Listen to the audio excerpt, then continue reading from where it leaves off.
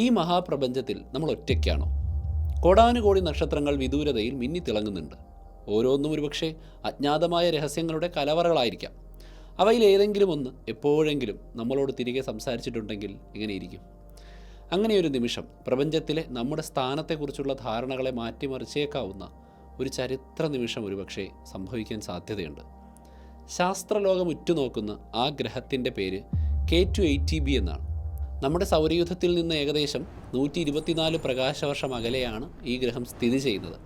അതായത് അതിൽ നിന്നുള്ളൊരു പ്രകാശരശ്മി ഭൂമിയിൽ എത്തിച്ചേരാൻ ഏകദേശം 124 വർഷം ശൂന്യതയിലൂടെ ഭൂമിക്ക് നേർക്ക് സഞ്ചരിക്കണം. കൃത്യമായി പറഞ്ഞാൽ ഏതാണ്ട് 1172 ലക്ഷം കോടി കിലോമീറ്റർ ദൂരം വരും ഇത്. അവിടെ മങ്ങിയ വെളിച്ചം പൊഴിക്കുന്ന ഒരു ചുവപ്പുകുള്ളൻ നക്ഷത്രമുണ്ട്. ഈ നക്ഷത്രത്തെയാണ് K2-8b എന്ന ഗ്രഹം പരിക്രമണം ചെയ്യുന്നത്. ഭൂമിയുമായി താരതമ്യം ചെയ്യുമ്പോൾ K2-8b ഒരു ഭീമനാണ്. അതിൻ്റെ വ്യാസം ഭൂമിയുടേതിനേക്കാൾ ഏകദേശം 2.6 മടങ്ങ് കൂടുതലാണ്. ഭാരം ഏകദേശം 8.6 മടങ്ങ്.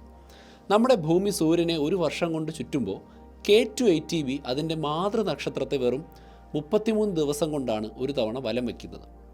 ഇപ്പോൾ ഒരു പുതിയ കാര്യം കൂടി സംഭവിച്ചിട്ടുണ്ട്. ഭൂമിയിൽ നിന്ന് ഏകദേശം 15 ലക്ഷം കിലോമീറ്റർ അകലെ ശൂന്യാകാശത്ത് നിശബ്ദമായി നിലയുറപ്പിച്ചിരിക്കുന്ന ഒരു അത്ഭുതകരമായ ഉപകരണത്തിൽ നിന്നൊരു സിഗ്നൽ കിട്ടി. അതായത് ജെയിംസ് വെബ് സ്പേസ് ടെലസ്കോപ്പിൽ നിന്ന്. ആ ഒരു സിഗ്നലാണ് ഇന്നത്തെ ഒരു വിഷയം ചർച്ച ചെയ്യാനുള്ള പ്രധാനപ്പെട്ട കാരണം. മനുഷ്യരാശി ഇന്ന് വരെ നിർമ്മിച്ചിട്ടുള്ളതിൽ വെച്ച് ഏറ്റവും ശക്തവും ഏറ്റവും നന്നായി പ്രപഞ്ചത്തെക്കുറിച്ച് പഠിക്കാനും കഴിയുന്ന ഒരു ടെലസ്കോപ്പാണിത്. ജെയിംസ് വെബ് ദൂരദർശിനി അതിൻ്റെ നൂതനമായ സ്വർണ്ണ കണ്ണാടികൾ ഉപയോഗിച്ച് K2-8bയെ നിരീക്ഷിച്ചു.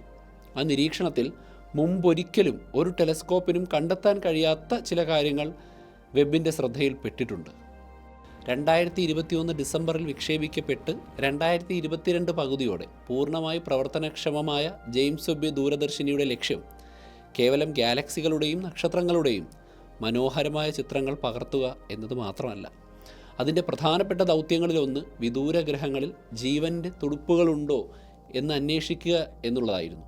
അതും ഊഹാപോഹങ്ങളുടെ അടിസ്ഥാനത്തിലല്ല, മറിച്ച് ശാസ്ത്രീയമായ തെളിവുകളുടെ, അതായത് അന്യഗ്രഹങ്ങളുടെ അന്തരീക്ഷത്തിലെ കെമിക്കൽ കോമ്പോസിഷനുകൾ തേടിയാണ് ഈ ദൂരദർശിനി യാത്ര തിരിച്ചത്. അടുത്തിടെയായി ഈ ദൗത്യത്തിൽ നിർണായകമായ ഒരു കണ്ടെത്തൽ നടന്നിട്ടുണ്ട്. K2-8bയുടെ അന്തരീക്ഷത്തിൽ ഒഴുകി നടക്കുന്ന തന്മാത്രകളെയാണ് ജെയിംസ് വെബ് സ്പേസ് ടെലസ്കോപ്പ് തിരിച്ചറിഞ്ഞിരിക്കുന്നത്. ഈ തന്മാത്രകളിൽ പ്രധാനപ്പെട്ടവ നീരാവി, മീഥൈൻ, കാർബൺ ഡൈ ഓക്സൈഡ് എന്നിവയാണ്. എന്നാൽ ഇവയോടൊപ്പം ശാസ്ത്രജ്ഞരെ അക്ഷരാർത്ഥത്തിൽ അമ്പരപ്പിച്ച മറ്റൊരു തന്മാത്രയുടെ സാന്നിധ്യവും വെബിന് കണ്ടെത്താൻ കഴിഞ്ഞു.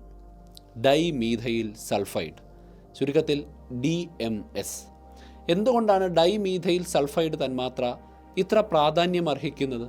കാരണം നമ്മുടെ സ്വന്തം ഗ്രഹമായ ഭൂമിയിൽ DMSന് വളരെ സവിശേഷമായൊരു തുടക്കം, ഒരു ഉത്ഭവമാണുള്ളത്. ഭൂമിയിൽ വളരെ അളവിൽ DMS ഉൽപ്പാദിപ്പിക്കുന്നത് ജീവജാലങ്ങൾ മാത്രമാണ്.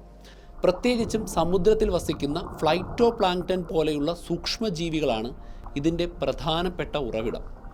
ഈ സൂക്ഷ്മജീവികൾ അവയുടെ മെറ്റബോളിക് ആക്ടിവിറ്റി അല്ലെങ്കിൽ ഊർജ്ജം ഉൽപ്പാദിപ്പിക്കുന്ന പ്രവർത്തനത്തിൻ്റെ ഭാഗമായി ഇപ്പോൾ നമ്മൾ കാർബൺ ഡൈ ഓക്സൈഡ് പുറത്തുവിടുന്ന പോലെ DMS അവ പുറത്തുവിടുന്നുണ്ട്.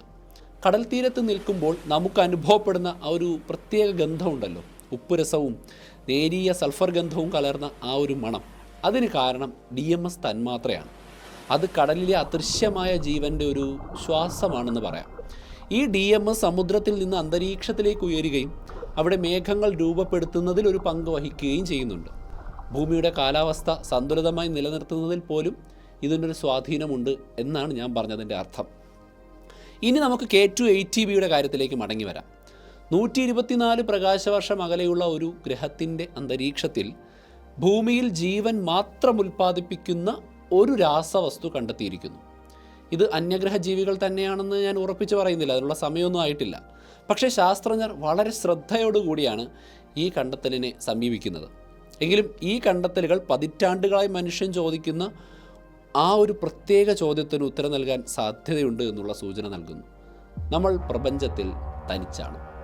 ഒരുപക്ഷെ വിദൂരതയിലെ K2-8b എന്ന ലോകം നമ്മളോട് മന്ത്രിക്കുന്നുണ്ടാകാം. അല്ല, നിങ്ങളൊരിക്കലും തനിച്ചായിരുന്നില്ല. ഈ കണ്ടെത്തലിൻ്റെ പ്രാധാന്യം ശരിക്കും മനസ്സിലാക്കണമെങ്കിൽ K2-8b എന്ന ഗ്രഹത്തെക്കുറിച്ച് കൂടുതൽ അറിയണം.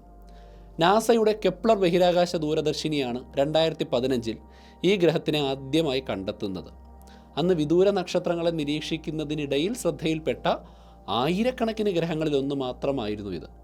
പിന്നീട് കൂടുതൽ പഠനങ്ങൾ നടന്നപ്പോഴാണ് K2-80bയുടെ പ്രത്യേകതകൾ ഓരോന്നായി വ്യക്തമായത്. ഇത് സ്ഥിതി ചെയ്യുന്നത് അതിൻ്റെ മാതൃനക്ഷത്രത്തിന് ചുറ്റുമുള്ള വാസയോഗ്യമായ മേഖല അഥവാ ഹാബിറ്റബിൾ സോൺ എന്ന് വിളിക്കുന്ന പരിധിയിലാണ്. ഈ മേഖലയിൽ താപനില ഒരു ഗ്രഹത്തിൻ്റെ ഉപരിതലത്തിൽ വെള്ളം ദ്രാവകമായി നിലനിൽക്കാൻ കഴിയുന്ന രീതിയിലുള്ളതായിരിക്കും. ജീവൻ്റെ നിലനിൽപ്പിന് ദ്രാവക ജലം അത്യന്താപേക്ഷിതമാണെന്ന് ഞാൻ പറയേണ്ട കാര്യമില്ല. ഇതാണ് നിലവിലുള്ള നമ്മുടെ അറിവ്. എന്നാൽ K2-80b എന്ന് പറയുന്ന ഗ്രഹം ഭൂമിയെപ്പോലെ പാറകൾ നിറഞ്ഞ ഒരു ഗ്രഹമാണോ എന്ന് വ്യക്തമല്ല. അതിൻ്റെ വലിപ്പവും ഭാരവും കണക്കിലെടുക്കുമ്പോൾ അതിനെ സൂപ്പർ എർത്ത് അഥവാ ഭൂമിയേക്കാൾ വലിയ പാറഗ്രഹമെന്നോ മിനി നെപ്റ്റ്യൂൺ അല്ലെങ്കിൽ നെപ്റ്റ്യൂണിനേക്കാൾ ചെറിയ വാതകം നിറഞ്ഞ ഗ്രഹമെന്നോ കൃത്യമായി തരംതിരിക്കാൻ കഴിയില്ല. ഇത്തരം ഗ്രഹങ്ങളെ വിശദീകരിക്കാൻ ശാസ്ത്രജ്ഞർ പുതിയൊരു മേഖല അല്ലെങ്കിൽ പുതിയൊരു പദം തന്നെ ഉപയോഗിക്കുന്നുണ്ട്. അതാണ് ഹൈസീൻ വേൾഡ്, ഹൈസിയൻ ലോകങ്ങൾ. ഇപ്പോൾ സ്പെല്ലിംഗ് ഞാൻ എഴുതി കാണിക്കാം. ഇതിൻ്റെ ഒരു സ്പ്ലിറ്റിംഗ് എന്ന് പറഞ്ഞാൽ ഹൈഡ്രജൻ, ഓഷ്യൻ എന്നീ വാക്കുകൾ ചേർന്ന് ഉണ്ടാക്കിയിരിക്കുന്നതാണ്. ഹൈഡ്രജൻ വാതകം നിറഞ്ഞ കട്ടിയുള്ള അന്തരീക്ഷവും അതിനു താഴെ വിശാലമായ ഒരുപക്ഷെ മുഴുവൻ നിറഞ്ഞു നിൽക്കുന്ന ജലസമുദ്രവുമുള്ള ഗ്രഹങ്ങളായാണ് ഹൈസിയൻ ലോകങ്ങളെ സങ്കല്പിക്കുന്നത്. ഈ സമുദ്രങ്ങൾ നൂറുകണക്കിനോ ആയിരക്കണക്കിനോ കിലോമീറ്റർ ആഴമുള്ളതുമായിരിക്കാം. ഭൂമിയിൽ ജീവൻ ഉത്ഭവിച്ചത് സമുദ്രങ്ങളിലൂടെയാണ് എന്നാണ് നമ്മൾ കരുതുന്നത്. ഇന്നും സമുദ്രത്തിൻ്റെ ആഴങ്ങളിൽ സൂര്യപ്രകാശം പോലും എത്താത്ത അതിഭീമമായ മർദ്ദമുള്ള സാഹചര്യങ്ങളിൽ വൈവിധ്യമാർന്ന ജീവജാലങ്ങൾ നിലനിൽക്കുന്നുണ്ട്. അങ്ങനെയാണെങ്കിൽ K2-80bയുടെ ഹൈഡ്രജൻ നിറഞ്ഞ അന്തരീക്ഷത്തിന് കീഴിലുള്ള ആഴക്കടലുകളിൽ സൂക്ഷ്മാണു രൂപത്തിലുള്ള ജീവൻ നിലനിൽക്കാൻ സാധ്യതയുണ്ടോ? 2019 ഹബിൾ ദൂരദർശിനി K2-80bയുടെ അന്തരീക്ഷത്തിൽ നീരാവിയുടെ സാന്നിധ്യം സ്ഥിരീകരിച്ചിരുന്നു. എന്നാൽ കൂടുതൽ വിശദമായ പഠനങ്ങൾ നടത്താൻ ഹബിളിൻ്റെ കഴിവുകൾക്ക് പരിമിതികളുണ്ടായിരുന്നു. അവിടെയാണ് ജെയിംസ് വെബ് ദൂരദർശിനി വളരെ നിർണായകമാകുന്നത്. JWST അതിൻ്റെ അത്യാധുനികമായിട്ടുള്ള ഉപകരണങ്ങൾ ഉപയോഗിച്ച് K2-80bയുടെ അന്തരീക്ഷത്തെക്കുറിച്ച് അത്ഭുതപ്പെടുത്തുന്ന വിവരങ്ങളാണ് ശേഖരിച്ചിരിക്കുന്നത്. നീരാവി, മീഥൈൻ, കാർബൺ ഡൈ ഓക്സൈഡ് എന്നിവയുടെ സാന്നിധ്യം കൂടുതൽ വ്യക്തമായി സ്ഥിരീകരിച്ചു. അതിനോടൊപ്പമാണ് ഡൈമീഥൈൻ സൾഫൈഡ് അഥവാ DMSൻ്റെ സാന്നിധ്യം തെളിഞ്ഞു വന്നത്. സമുദ്രങ്ങൾ ഉണ്ടാകാൻ സാധ്യതയുള്ള ജീവൻ ആവശ്യമായ ചില വാതകങ്ങളുള്ള ഒപ്പം ഭൂമിയിൽ ജീവനുമായി മാത്രം ബന്ധമുള്ള ഒരു രാസവസ്തുവിൻ്റെ സാന്നിധ്യം അതുള്ള ഒരു ഗ്രഹം. ഇതോടെ സൗരയൂഥത്തിന് പുറത്ത് ജീവൻ കണ്ടെത്താൻ ഏറ്റവും സാധ്യതയുള്ള ഒരു ഗ്രഹമായി K2-80b മാറിയിരിക്കുകയാണ്. ഇത് ചൊവ്വയോ വ്യാഴത്തിൻ്റെ ഉപഗ്രഹമായ യൂറോപ്പയോ പോലെ അല്ല. തികച്ചും വ്യത്യസ്തമായ ഒരു സാധ്യതയാണ് ശാസ്ത്രലോകത്തിന് മുന്നിൽ തുറന്നിരിക്കുന്നത്. ഇത്രയും വിദൂരതയിലുള്ള ഒരു ഗ്രഹത്തിൻ്റെ അന്തരീക്ഷത്തിലെ രാസവസ്തുക്കളെക്കുറിച്ച് ജെയിംസ് വെബ് എങ്ങനെയാണ് തിരിച്ചറിഞ്ഞത്? അങ്ങനെ ഒരു സംശയം നിങ്ങൾക്ക് വന്നില്ലേ? അതിൻ്റെ പിന്നിലെ ശാസ്ത്രീയ തത്വം സ്പെക്ട്രോസ്കോപ്പി എന്നറിയപ്പെടുന്നു. നമ്മൾ പല വീഡിയോകളിലും ഇതിനെക്കുറിച്ച് പറഞ്ഞിട്ടുണ്ട്. മുമ്പ് ശുക്രനെക്കുറിച്ചൊരു വാർത്ത വന്നപ്പോഴും ഒരു 2-3 വർഷത്തിന് മുമ്പ് ഇത് ഡീറ്റെയിൽഡ് ആയിട്ട് പറഞ്ഞു. ഒന്നുകൂടെ പറയാം. ഓരോ ആറ്റത്തിനും തന്മാത്രയ്ക്കും പ്രകാശവുമായി പ്രതിപ്രവർത്തിക്കുന്ന അതിൻ്റെ സ്വന്തമായ തനതായ ഒരു രീതിയുണ്ട്. നമുക്ക് സ്വന്തമായിട്ട് യുണീക്ക് ഫിംഗർ പ്രിൻ്റ് ഉണ്ട് എന്ന് പറയുന്ന പോലെയാണ്. ഒരു നക്ഷത്രത്തിൽ നിന്നുള്ള പ്രകാശം K2-80b പോലെയുള്ള ഒരു ഗ്രഹത്തിൻ്റെ അന്തരീക്ഷത്തിലൂടെ കടന്നു പോകുമ്പോൾ ആ അന്തരീക്ഷത്തിലുള്ള വാതക തന്മാത്രകൾ പ്രകാശത്തിലെ ചില പ്രത്യേക നിറങ്ങളെ അല്ലെങ്കിൽ തരംഗ ദൈർഘ്യങ്ങളെ ആഗിരണം ചെയ്യും. മറ്റുള്ളവയെ സിമ്പിളായിട്ട് കടത്തിവിടുകയും ചെയ്യും. അങ്ങനെ ഗ്രഹത്തിൻ്റെ അന്തരീക്ഷത്തിലൂടെ കടന്നു വരുന്ന നക്ഷത്രത്തിൻ്റെ പ്രകാശത്തെ ഈ ടെലസ്കോപ്പ് പിടിച്ചെടുക്കുന്നു. എന്നിട്ട് ഒരു പ്രിസത്തിലൂടെ നമ്മൾ പ്രകാശം കടത്തിവിടുമ്പോൾ അത് 7 നിറങ്ങളായി വിഘടിപ്പിക്കുന്ന പോലെ ഒരു സ്പെക്ട്രം നമുക്ക് ഇതിൽ നിന്ന് ടെലസ്കോപ്പിന് ഉണ്ടാക്കിയെടുക്കാൻ കഴിയും. ഈ സ്പെക്ട്രത്തിൻ്റെ ചില ഇടങ്ങളിൽ ഇരുണ്ട വരകളോ വിടവുകളോ കാണാം. ഇവയെയാണ് ആഗിരണ രേഖകൾ അഥവാ അബ്സോർപ്ഷൻ ലൈൻസ് എന്ന് വിളിക്കുന്നത്. ഓരോ തന്മാത്രയും തനതായ രീതിയിലാണ് പ്രകാശത്തെ ആഗിരണം ചെയ്യുന്നത് എന്നതിനാൽ ഈ ആഗിരണ രേഖകളുടെ പാറ്റേൺ ഇങ്ങനെ നോക്കിയിട്ട് അന്തരീക്ഷത്തിൽ ഏതൊക്കെ തന്മാത്രകളാണ് ആ ഗ്രഹത്തിന് ഉണ്ടായിരുന്നത് എന്ന് കൃത്യമായി പറയാൻ സാധിക്കും. ഇത് ഓരോ തന്മാത്രയുടെയും തനതായിട്ടുള്ള ഒരു ബാർകോഡ് അല്ലെങ്കിൽ ഫിംഗർ പ്രിൻ്റ് പോലെയാണ്. ജെയിംസ് വെബിൻ്റെ പ്രത്യേകത അത് ദൃശ്യപ്രകാശത്തിൽ മാത്രം നിരീക്ഷണം നടത്തി ഒതുങ്ങുന്ന ഒരു ടെലസ്കോപ്പ് അല്ല എന്നുള്ളതാണ്. പ്രപഞ്ചത്തിൻ്റെ പല രഹസ്യങ്ങളും ഒളിഞ്ഞിരിക്കുന്നത് ഇൻഫ്രാറെഡ് തരംഗങ്ങളിലാണ്. നീരാവി, methane, carbon dioxide, DMS തുടങ്ങിയ തന്മാത്രകൾ ഇൻഫ്രാറെഡ് പ്രകാശത്തെ പ്രത്യേക രീതിയിലാണ് ആഗിരണം ചെയ്യുന്നത്. അതുപോലെ തന്നെ പുറത്തുവിടുകയും ചെയ്യും. വെബിൻ്റെ ഉപകരണങ്ങൾ, പ്രത്യേകിച്ച് നിയർ ഇൻഫ്രാറെഡ് സ്പെക്ട്രോഗ്രാഫ് അഥവാ NIRSPEC എന്ന് പറയുന്ന ഒരു ഉപകരണം ഈ ഇൻഫ്രാറെഡ് ഫിംഗർ പ്രിൻറ്റുകളെ പിടിച്ചെടുക്കാൻ പ്രത്യേകമായി രൂപകൽപ്പന ചെയ്തവയാണ്. അവർക്കറിയാം ഇതൊക്കെ എങ്ങനെയാണ് പോകുന്നതെന്ന് ഗവേഷകർക്ക്. അതുകൊണ്ട് K2-80b അതിൻ്റെ മാതൃനക്ഷത്രത്തിന് മുന്നിലൂടെ കടന്നു പോകുന്ന സമയത്ത് നമ്മളതിനെ ഇംഗ്ലീഷിൽ ട്രാൻസിറ്റ് എന്ന് പറയും. ആ ഒരു രീതി വെബ് അതിൻ്റെ അന്തരീക്ഷത്തിലൂടെ അരിച്ചെത്തിയ നക്ഷത്ര പ്രകാശത്തെ നിർസ്പെക് ഉപയോഗിച്ചുകൊണ്ട് വിശകലനം ചെയ്യും. ഈ സ്പെക്ട്രത്തിലാണ് നീരാവി, മീഥൈൻ, കാർബൺ ഡൈ ഓക്സൈഡ് എന്നിവയുടെ വ്യക്തമായ അടയാളം അല്ലെങ്കിൽ ആ ഒരു അബ്സോർപ്ഷൻ ലൈൻസ് കണ്ടെത്തിയിരിക്കുന്നത്. അതിൽ തന്നെയാണ് DMSൻ്റെ സൂചനകളും കണ്ടത്. ഈ പ്രക്രിയ വളരെ കോംപ്ലിക്കേറ്റഡും വളരെ സൂക്ഷ്മമായി ചെയ്യേണ്ടതുമാണ്. അതിൻ്റെ അന്തരീക്ഷത്തിലുള്ള ദശലക്ഷക്കണക്കിന് വാതക തന്മാത്രകളിൽ ഏതെങ്കിലും കുറച്ച് വാതക തന്മാത്രകളെ പോലും തിരിച്ചറിയാൻ ഈ രീതിക്ക് കഴിയും. എന്നാൽ ലഭിക്കുന്ന ഡാറ്റ വളരെ ദുർബലമാണ്, വീക്കാണ്. അങ്ങനെ കിട്ടിയതിൽ ടെലസ്കോപ്പിൽ നിന്നും പ്രപഞ്ചത്തിൽ നിന്നുമുള്ള മറ്റ് നോയ്സുകളും ഉണ്ടായിരിക്കാൻ സാധ്യതയുണ്ട്. ഈ ഡാറ്റയെ സൂക്ഷ്മമായി വിശകലനം ചെയ്ത് കമ്പ്യൂട്ടർ മോഡലുകളുമായി താരതമ്യം ചെയ്ത് തെറ്റായ സിഗ്നലുകൾ അല്ലെങ്കിൽ ഫോൾസ് പോസിറ്റീവുകളെല്ലാം ഒഴിവാക്കി യഥാർത്ഥ തന്മാത്രകളുടെ സാന്നിധ്യം ഉറപ്പിക്കുക എന്നത് വളരെ വലിയ ചലഞ്ചാണ്. ഒരു കൊടുങ്കാറ്റിനുള്ളിൽ നേർത്തൊരു മന്ത്രധ്വനി കേൾക്കാൻ ശ്രമിക്കുന്നത് പോലെയാണിതെന്ന് ശാസ്ത്രജ്ഞർ പൊതുവെ പറയാറുണ്ട്. എന്നാൽ ആ മന്ത്രധ്വനി സ്ഥിരതയുള്ളതും വ്യക്തവും പരിചിതവുമാണെങ്കിൽ അത് നമുക്ക് ശ്രദ്ധിക്കാതിരിക്കാൻ കഴിയില്ല. K2-80bയുടെ കാര്യത്തിൽ DMSൻ്റെ സിഗ്നൽ അത്തരത്തിലുള്ള ഒന്നായിരിക്കാം. ഇത് ജീവൻ്റെ അനിഷേധ്യമായ തെളിവല്ലെങ്കിലും കൂടുതൽ പഠനങ്ങൾ ആവശ്യപ്പെടുന്ന അത്രയേറെ പ്രാധാന്യമുള്ളൊരു കണ്ടെത്തലാണെന്ന് പറയാം. എന്തുകൊണ്ടാണ് DMS അവിടെ കാണപ്പെടുന്നത്? ഭൂമിയിലല്ലാത്ത ഏതെങ്കിലും ഒരു അജ്ഞാത ഭൗമ രാസപ്രക്രിയകൾക്ക് ഹൈഡ്രജൻ സമ്പുഷ്ടമായ അത്തരം അന്തരീക്ഷത്തിൽ DMS ഉൽപ്പാദിപ്പിക്കാൻ പറ്റുമോ? അതോ പ്രപഞ്ചം അനുവദിക്കുന്ന രീതിയിലുള്ള എന്നാൽ നമുക്കറിയത്തില്ലാത്ത ഒരുതരം ജീവൻ അവിടെ നിലനിൽക്കുന്നുണ്ടോ? ഈ ചോദ്യങ്ങൾക്കുള്ള ഉത്തരം തേടിയുള്ള യാത്രയാണ് തുടരുന്നത്. DMSൻ്റെ കണ്ടെത്തൽ എന്തുകൊണ്ട് ഇത്ര വലിയ വാർത്തയാകുന്നു എന്ന് കൂടുതൽ പരിശോധിക്കേണ്ടതുണ്ട്. ഭൂമിയിലെ ഈ രാസവസ്തുവിൻ്റെ പ്രധാന ഉറവിടം സമുദ്രത്തിലെ സൂക്ഷ്മാണുക്കളായ ഫൈറ്റോ പ്ലാങ്ക്ടൺ ആണ് എന്ന് ഞാൻ മുന്നേ പറഞ്ഞു. പ്രകാശ സംശ്ലേഷണം നടത്തുന്ന ഈ കുഞ്ഞൻ സസ്യങ്ങൾ അവയുടെ നിലനിൽപ്പിൻ്റെ ഭാഗമായി DMS പുറത്തുവിടുന്നു. അഗ്നിപർവ്വതങ്ങളോ മിന്നലോ ഭൗമ അന്തർഭാഗത്തെ രാസപ്രവർത്തനങ്ങളോ തന്നെ ഇത്രയും വലിയ അളവിൽ DMS ഉൽപ്പാദിപ്പിക്കുന്നതായി ഭൂമിയിൽ കണ്ടെത്തിയിട്ടേയില്ല. അതിനാൽ DMS ഒരു ബയോസിഗ്നേച്ചർ അഥവാ ജൈവ സൂചകമായി കണക്കാക്കുന്നു. ജീവനുണ്ട് എന്നുള്ളതിനുള്ള ഒരു തെളിവായിട്ട് കണക്കാക്കാൻ പറ്റും. അതായത് ഒരു ഗ്രഹത്തിൽ ജീവൻ ഉണ്ടാകാൻ സാധ്യതയുണ്ട് എന്ന് ശക്തമായി സൂചിപ്പിക്കുന്ന ഒരു കെമിക്കൽ. K2-80bയിൽ DMS കണ്ടെത്തിയതിനോടൊപ്പം മീഥൈനും കാർബൺ ഡൈ ഓക്സൈഡും കണ്ടെത്തിയിട്ടുണ്ട്. ഈ വാതകങ്ങളുടെ അളവുകൾ തമ്മിലുള്ള അനുപാതം അല്ലെങ്കിൽ റേഷ്യോ വളരെ ശ്രദ്ധേയമാണ്. ചില രാസപരമായ സാഹചര്യങ്ങളിൽ ഈ വാതകങ്ങൾ പരസ്പരം പ്രതിപ്രവർത്തിച്ച് ഇല്ലാതായി പോകേണ്ടതാണ്. എന്നാൽ അവ അന്തരീക്ഷത്തിൽ സ്ഥിരമായി കാണപ്പെടുന്നുണ്ട് എങ്കിൽ അതിനർത്ഥം ഏതോ ഒന്ന് ഈ വാതകങ്ങളെ തുടർച്ചയായി ഉൽപ്പാദിപ്പിച്ച് അന്തരീക്ഷത്തിലേക്ക് ഇങ്ങനെ വിട്ടുകൊണ്ടിരിക്കുന്നു. ഭൂമിയിലെ ഈ എന്തോ ഒന്ന് നമുക്ക് ജീവനാണ്. സസ്യങ്ങൾ കാർബൺ ഡൈ ഓക്സൈഡ് ഉപയോഗിക്കുകയും ഓക്സിജൻ പുറത്തുവിടുകയും ചെയ്യുന്നു. സൂക്ഷ്മാണുക്കൾ മീഥൈൻ ഉൽപ്പാദിപ്പിക്കുന്നു. ഫൈറ്റോ പ്ലാങ്ക്ടൺ DMS പുറത്തുവിടുന്നു. ഈ പ്രവർത്തനങ്ങളെല്ലാം ചേർന്ന് ഭൂമിയുടെ അന്തരീക്ഷത്തിൽ ഇന്നത്തെ നിലയിലൊരു റേഷ്യോയിൽ ഈ ഗ്യാസുകളെല്ലാം നിലനിൽക്കുന്നുണ്ട്. അങ്ങനെയാണെങ്കിൽ K2-80bയിലും സമാനമായൊരു ജൈവപരമായിട്ടുള്ള പ്രവർത്തനം നടക്കുന്നുണ്ടാവുമോ? അവിടെ സമുദ്രങ്ങളിൽ മത്സ്യങ്ങളോ കരയിൽ മരങ്ങളോ ഉണ്ടെന്നൊന്നും ഞാൻ പറയുന്നില്ല. ഒരുപക്ഷെ കണ്ണിന് കാണാൻ പോലും സാധിക്കാത്തത്ര ചെറിയ സൂക്ഷ്മാണുക്കളുടെ ഒരു വലിയ ലോകം അവിടുത്തെ സമുദ്രങ്ങളിൽ ഉണ്ടായിരിക്കാം. ഈ സൂക്ഷ്മാണുക്കളുടെ കൂട്ടായ പ്രവർത്തനം ആ ഗ്രഹത്തിൻ്റെ അന്തരീക്ഷത്തിൻ്റെ രാസഘടനയെ തന്നെ ചിലപ്പോൾ സ്വാധീനിക്കുന്നുണ്ടായിരിക്കാം. ഇത് സ്ഥിരീകരിക്കപ്പെട്ടാൽ അത് മനുഷ്യ ചരിത്രത്തിലെ തന്നെ ഏറ്റവും വലിയ കണ്ടെത്തലുകളൊന്നായിരിക്കും.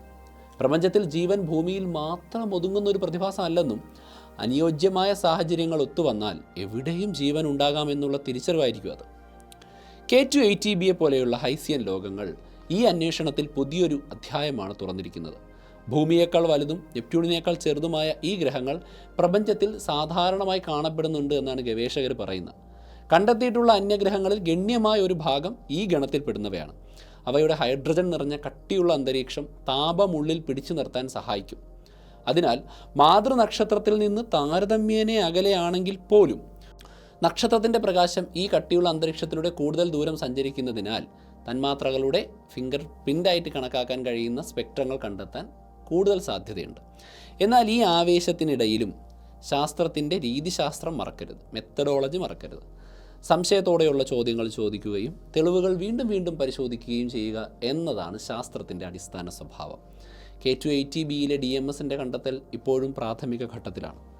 ഇതൊരു യഥാർത്ഥ സിഗ്നൽ തന്നെയാണോ അതോ ഉപകരണത്തിൻ്റെ പിഴവോ ഡാറ്റ വിശകലനത്തിൻ്റെ പിശകോ ആണെങ്കിൽ നമുക്കത് ഉറപ്പാക്കേണ്ടതുണ്ട്.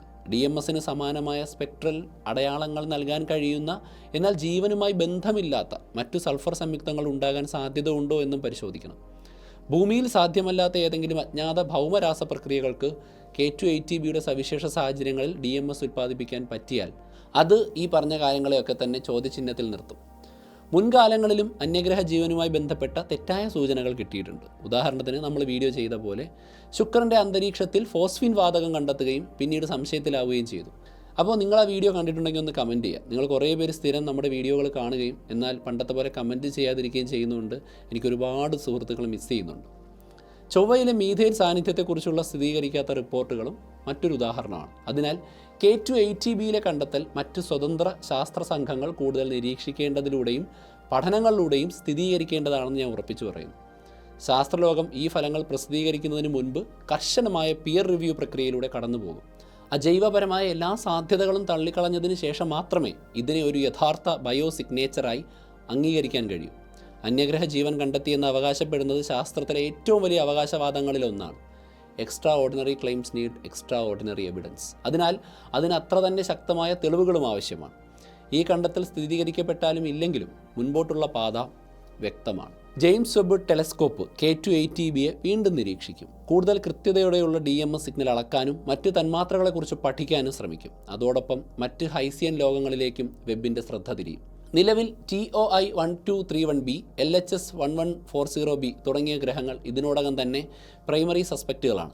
ഭാവിയിൽ ഹാബിറ്റബിൾ വേൾഡ്സ് ഒബ്സർവേറ്ററി അതുപോലെ തന്നെ ഏരിയൽ, ലുവോയർ പോലെയുള്ള കൂടുതൽ ദൂരദർശിനികൾ അണിയറയിൽ ഒരുങ്ങുകയും ദശകങ്ങൾക്കുള്ളിൽ അത് വിക്ഷേപിക്കുകയും ചെയ്യും. അവയ്ക്ക് അന്യഗ്രഹങ്ങളെ നേരിട്ട് ചിത്രീകരിക്കാനും അവയുടെ അന്തരീക്ഷത്തെക്കുറിച്ച് കൂടുതൽ വിശദമായി പഠിക്കാനും കഴിയും.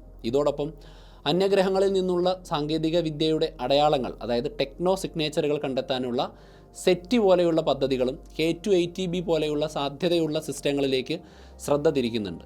ഈ പഠനങ്ങളെല്ലാം ആർട്ടിഫിഷ്യൽ ഇൻ്റലിജൻസും മെഷീൻ ലേണിങ്ങും ചേർന്നായിരിക്കും പഠിക്കുക. വലിയ അളവിലുള്ള ഡാറ്റ വിശകലനം ചെയ്യാനും പാറ്റേണുകൾ തിരിച്ചറിയാനും പുതിയ സാധ്യതകൾ കണ്ടെത്താനും AI സഹായിക്കും. അവസാനമായി ഈ തിരിച്ചറിയലിൻ്റെ പ്രാധാന്യം കണ്ടെത്തലുകളിൽ മാത്രം ഒതുങ്ങുന്നില്ല. നമ്മൾ തനിച്ചാണോ എന്ന ചോദ്യം തന്നെ മനുഷ്യരാശിയെ മുന്നോട്ട് നയിക്കുന്ന ഒരു ശക്തിയാണ്.